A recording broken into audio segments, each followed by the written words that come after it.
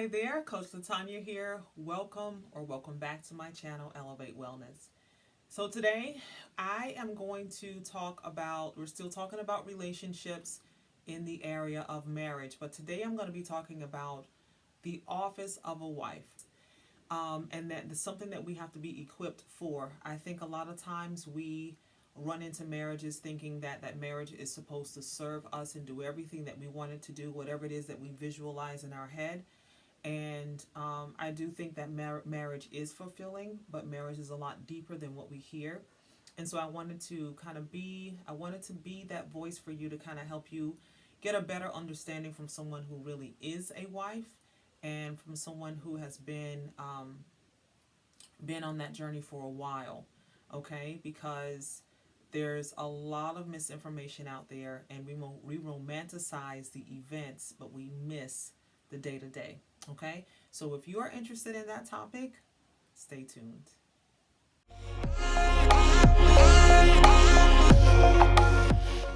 I have been up since 4 this morning. Creator woke me up with notes for you, things to share with you, and I'm so pleased to be able to do this for you, to be able to serve you in this way and help you elevate wellness.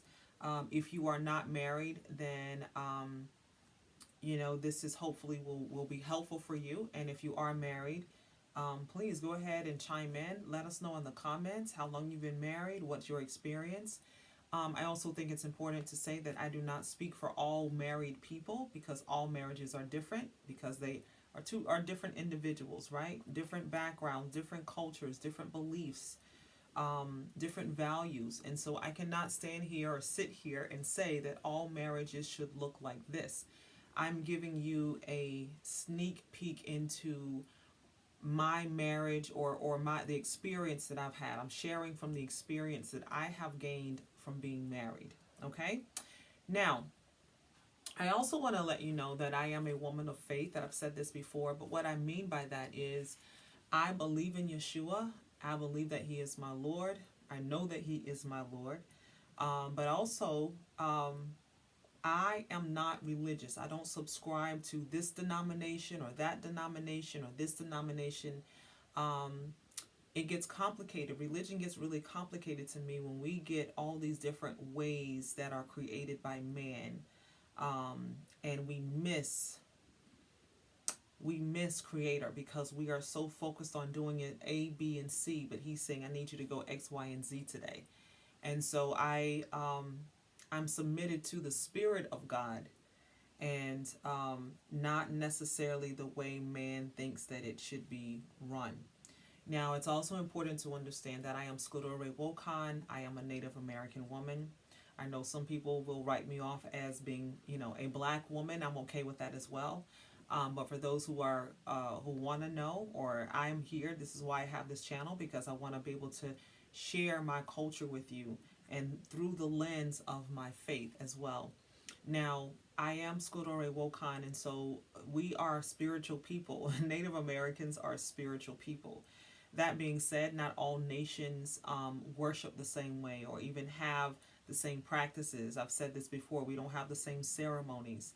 But even within the nation, we don't all have the same belief. So when you read something like, this nation believes in this God, that does not mean that every individual in that nation believes that God, in that deity, okay?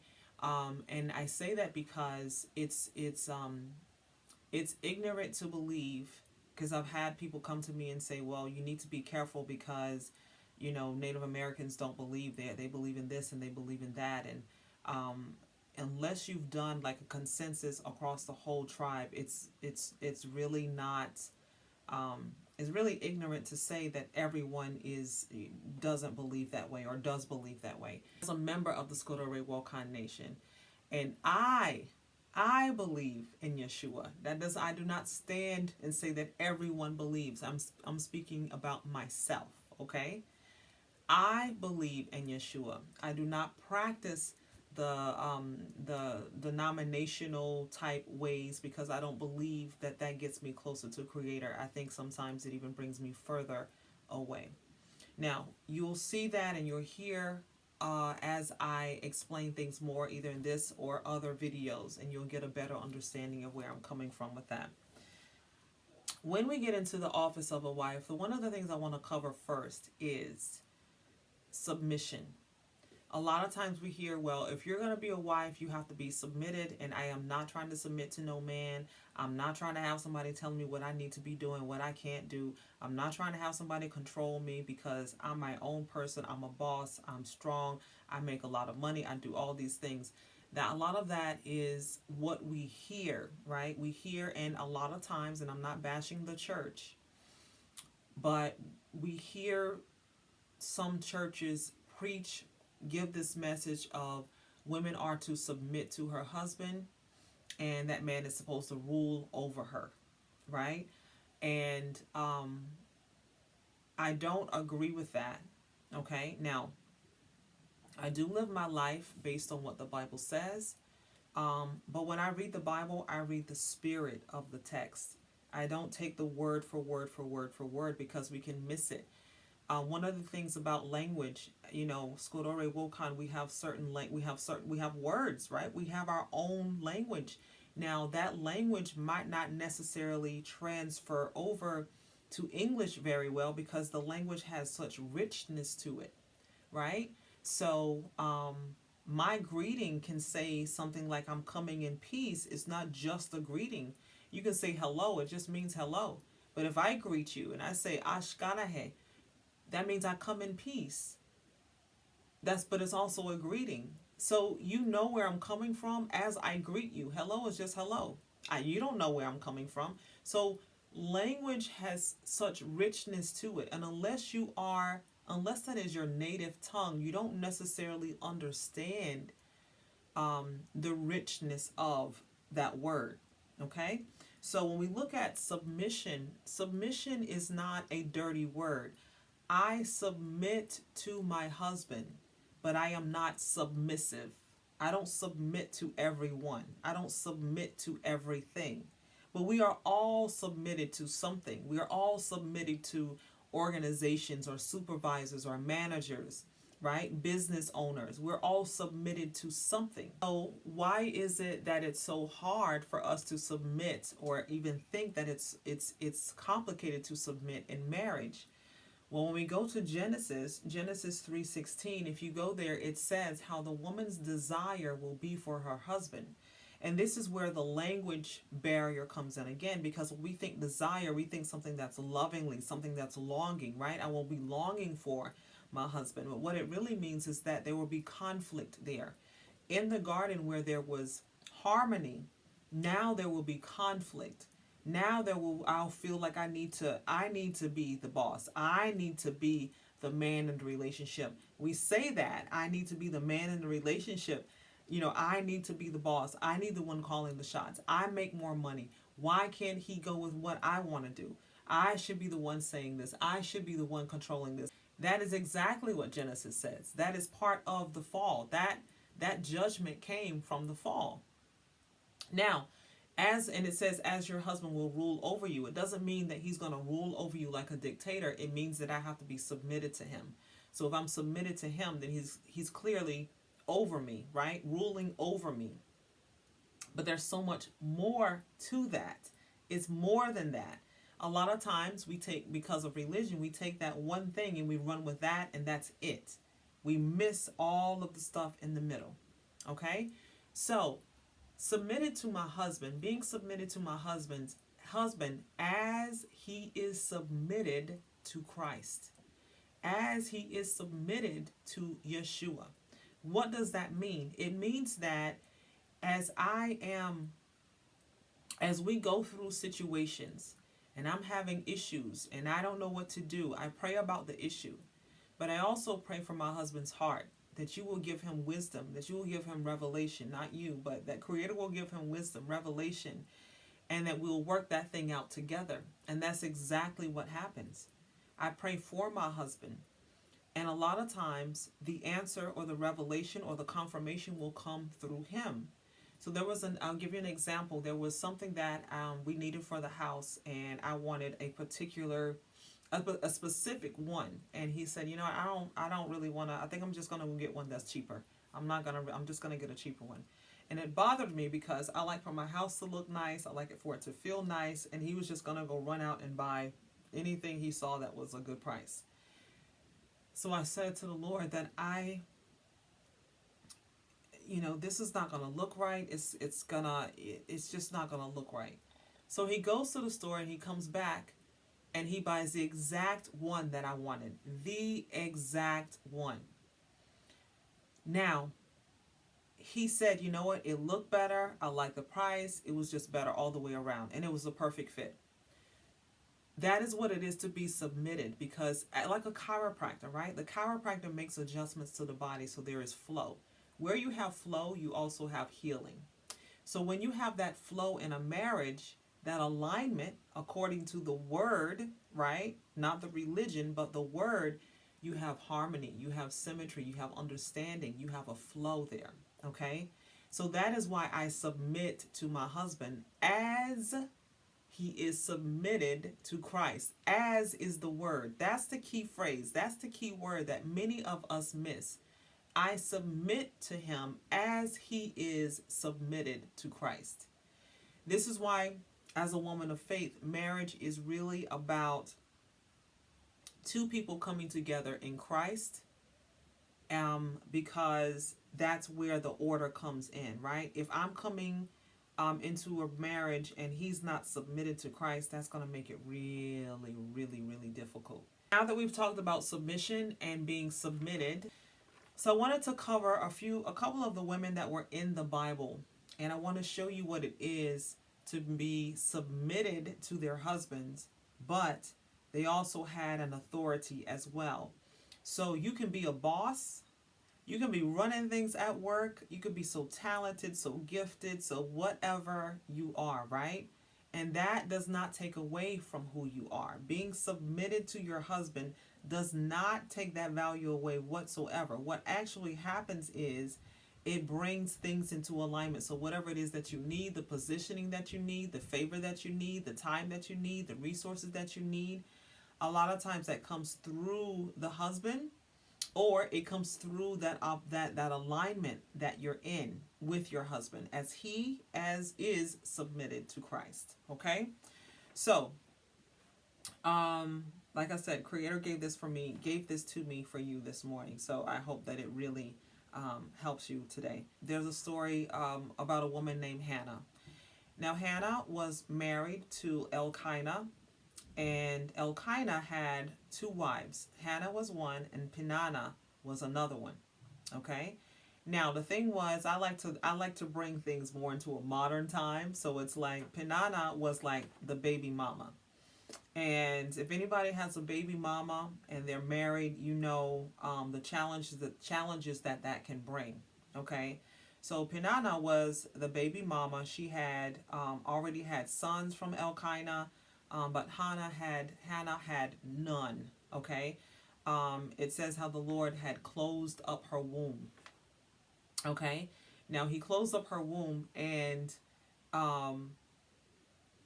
that's important to understand. Okay, so if you think about the womb of a woman being a gate that gives access for that soul, that body to come into the earth realm. So the gate of a woman, the womb of a woman, is very precious. This is why it's important that we don't allow everyone to come through that gate, everyone to go into that gate, everyone to enter that gate, because then you create soul ties with individuals who don't mean you any good, and now that soul tie is resting in that womb. The leftover, the remnants, the energy of that individual is resting there, and it had never should have even touched that gate, never even entered that gate, right? Okay, so Hannah didn't have any children. Now, what Peninnah would do is when Elkanah would go up and do sacrifices, he would give meat for Peninnah and all of her children, and all of her sons and daughters, the Bible says. And then for Hannah, he would give, one translation says a double portion, another translation says a choice portion, right? And he did this because he loved Hannah, right? He loved her dearly. Peninnah would tease her to the point where Hannah would be irritated, and Hannah would become so irritated she couldn't eat. She'd be so irritated that she would just weep and sob. And she did this year after year after year after year after year. Peninnah never would have been teasing her or irritating her if there wasn't a reason, if there wasn't something valuable about her gait, if there wasn't something valuable about who Hannah was. Not necessarily who she was married to, because they were both married to the same man, but how valuable Hannah was. So now check this out. So she became so frustrated with Peninnah to the point where she began to pray. Provoking pulled her into alignment.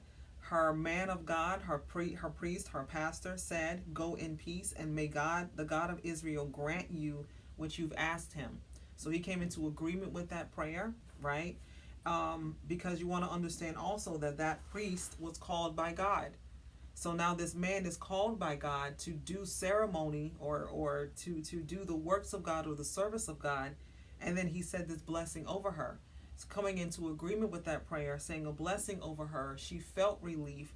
She worshiped with her husband. So now they're together in spirit first. They're together as they worship the Lord in spirit first. And then they came together in body second, thus producing a child. So that is being in office of a wife. You have authority. I submit to my husband, but I don't have to lay down my authority. It's important before you get married, as you are being equipped to be a wife, to understand what your authority is. Who are you? What are your strengths? What do you have spiritually? What value do you bring to the table spiritually? Because you can lose a job. Economies shift. It's shifting now. Okay? So the next one is Deborah. The prophet Deborah was a leader in her own lane. Okay? Yet she was submitted to her husband, who was also leading in his lane. Leading at the time. They were a power couple. She submitted to her husband, but not necessarily, but that didn't take away from who she was, okay? Now, she sent word to Barak, and the Lord had given her a word for Barak. So she sent for him and said, listen, the Lord is going to give Sisera into your hands, and this is what you want to do. Now, it's interesting because Barak says, listen, I'm not going if you don't go. I need you to come with me. So if you come with me, I'll go. But if you don't come with me, I'm not going. She said, all right, I'll go. But understand, the honor won't be with you. It'll be given to a woman. Now that's key. It will be given to a woman. Okay, so she agreed to go. They went. And as they are observing things, she said, okay, go now. Because again, she has that wisdom that only Creator can give. She has that knowing, that discernment, right? And she can judge wisely, quickly, right? So she said, go. This is the day the Lord had given Sisera into your hands. Okay? So they go ahead. They have the strategy. They go ahead. But Sisera runs away. And he has an affiliation with Yael. Yael has a tent. She's a woman. I guess the family or whatever they're affiliated. And so he runs into the tent. He hides there. He's thirsty. She gives him like milk, comforts him. She covers him up and hides him. And so he thinks he's good, right? This woman is taking care of me. She's hiding me. He says, hey, if someone comes by the tent door and looking for me, tell him I'm not here, right? So as he gets sleepy and because he's exhausted from running and fighting and all those things, she takes the tent peg and a hammer and brings and pushes it through his temple. And he's gone. He's out of here. He's no more. Okay? So when she said, understand the honor won't be with you, it will be with a woman, we would think that it would be with her. But she was not. She knew her position. She knew her authority. She knew her lane. But she also knew that the Lord would use a woman to take this person out, Sisera out. Okay? And so that's another situation where she was submitted to her husband, but she was not submissive. She went into battle with them. She was right there with him saying, hey, this is when you go. This is when. So Being submissive has nothing to do with being a wife. Being submitted to your authority because he is submitted to his authority, your authority, right? So that's another example. I hope that this is making sense. If so, please leave a comment and let me know if this is helpful to you. Okay? Now, I wanted to give one more example. And this one is in Romans. So Romans 16, and it's a very short passage or very short sentence, but basically it's a greeting of different members of the church, the deacons and apostles and things like that. And in the greeting, there is a mentioning of Adronicus, and Junia, and it says that they are outstanding among apostles. Now, this is important to understand because an apostle is someone who is very high ranking in the spirit, very high ranking. They signs and miracles follow them, healing follow them, but they come up against a ton of spiritual attacks because they're on the front line of spiritual battles. They fight, they know how to pray, they know how to war, they know how to go in. So Adronicus and Unia was a woman. They were a married couple. She was a boss in her own lane. And I can even imagine that being apostles, he had one mantle or one gifting in the apostle mantle, and she had another gift. And so the two of them together made it even stronger. So if you see that they were both apostles, they were husband and wife, you see that Deborah and her husband,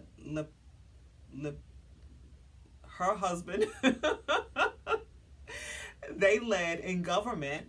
These two led in the church. It doesn't take away, you being a wife does not take away your authority. The authority that you have is God given, is creator given. He put that in you.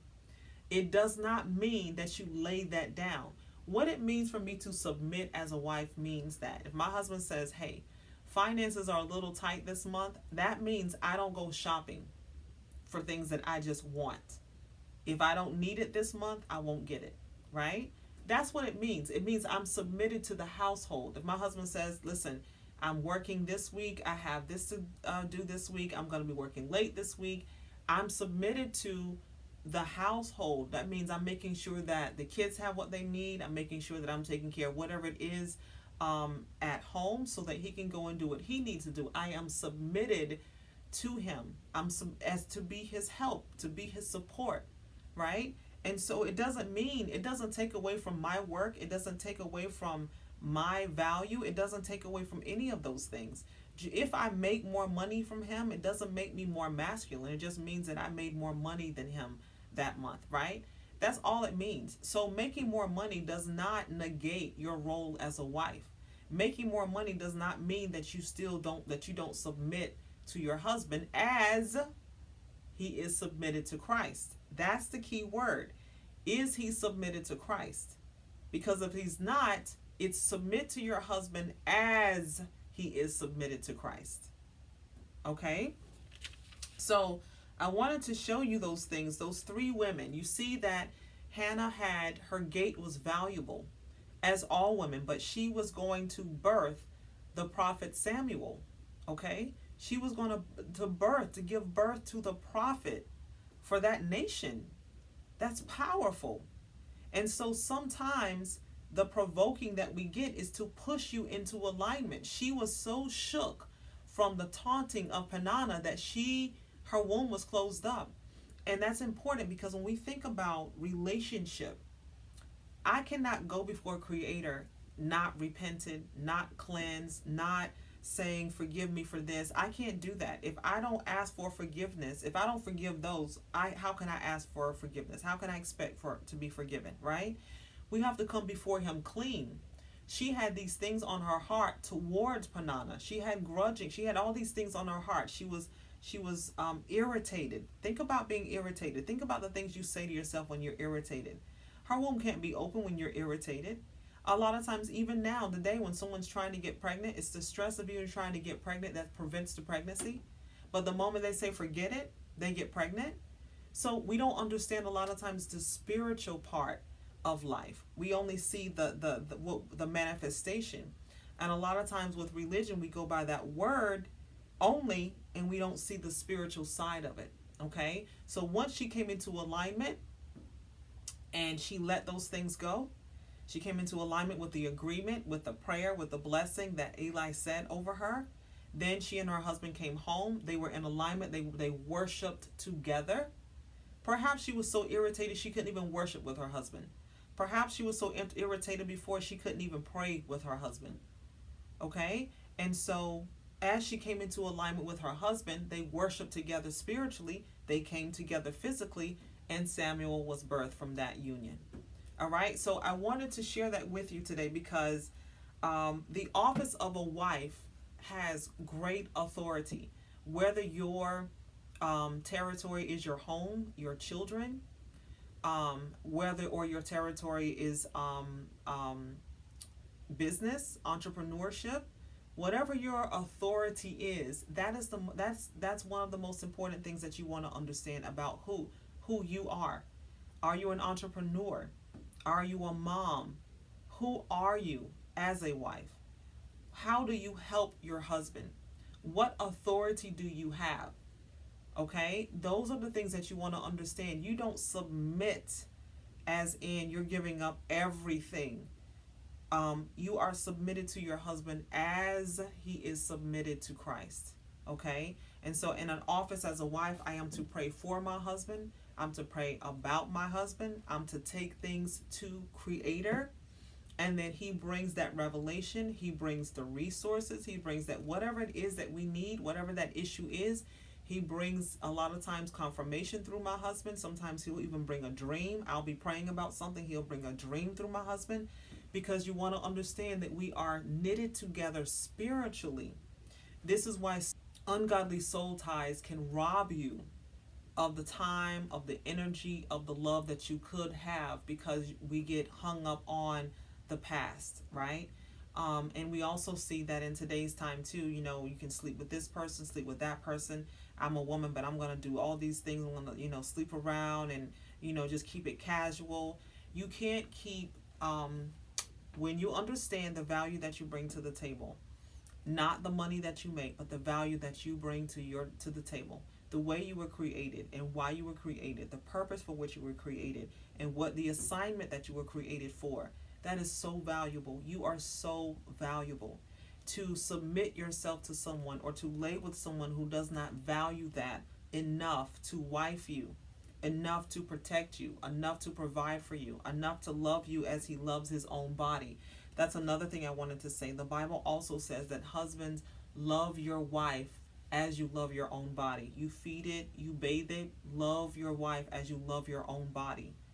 That's what it is. A husband that is not doing that is not even in alignment. So that's the issue. It's not about the submission. The issue is he in alignment? Why are you going to submit yourself to someone who's not even in alignment? That's why it says do not be unequally yoked. He's not even in alignment and you're in alignment. That's unequally yoked. You have two different, he has the burden of the world and you have the burden of kingdom, what it is that you're supposed to be carrying out, right? And so the office of a wife is a weighty office. The office of a wife has a lot of responsibility, but there's a grace for it, and we are equipped for it, and we are called to it. So it's not about, trying to, dress out the outside. We have to do that deep inner work, okay? And that's what really, I think a lot of times when we are focused on trying to find someone, we don't find someone. But when we fall in love with our Creator, we fall in love with who we are, then that man finds a wife. And so that's what I wanted to share with you today. I hope that I tried to keep this short. I hope that it was helpful for you. If so, leave a comment. Let me know. I'd love to hear from you. And I'm still trying to get my husband to do this video with me. I want to just have him answer some questions that, again, I hear a lot, and I don't it's misinformation, and I want to just share these things with you so you guys can hear from people who are actually living it, and not someone who just has an idea that they were sitting on the couch one day drinking coffee and just had this epiphany. So I wanted to share my experience with you. I hope you enjoyed it. I look forward to seeing you in the next video, and until next time, live beautiful.